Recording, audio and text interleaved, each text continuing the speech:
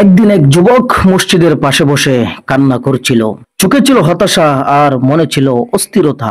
এক বৃদ্ধ তার পাশে এসে বললেন, নরম কণ্ঠে বললেন, বেটা কাঁদছো কেন? যুবক বলল, চাচা আমি খুব পাপ করেছি, এত গুনাহ করেছি যে মনে হয় আল্লাহ আমাকে আর কখনো ক্ষমা করবেন না। বৃদ্ধ একটু মুস্কি হাসলেন, তারপর আঙ্গুল তুলে দেখালেন পাশের একটি খেজুর গাছের দিকে। তিনি বললেন, তুমি এই গাছটা দেখেছো?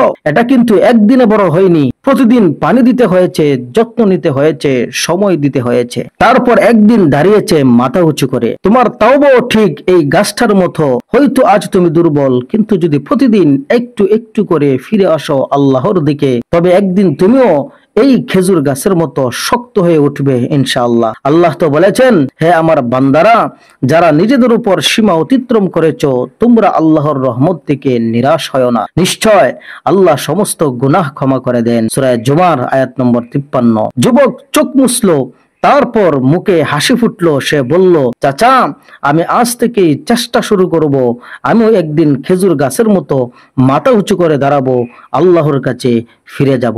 ভাই ও বোনেরা, আপনি যতই গুনাহগার হন না কেন, আল্লাহর দরজা কখনো বন্ধ হয় না। তাওবার শুরুটা আজ থেকেই হোক। একটি খেজুর গাছ আমাদের শেখায় ধৈর্য, চেষ্টা আর পরিবর্তন একসাথে জীবন বদলে দিতে পারে। আল্লাহ তাআলা আমাদেরকে বেশি বেশি তওবা করার তৌফিক দান করুন।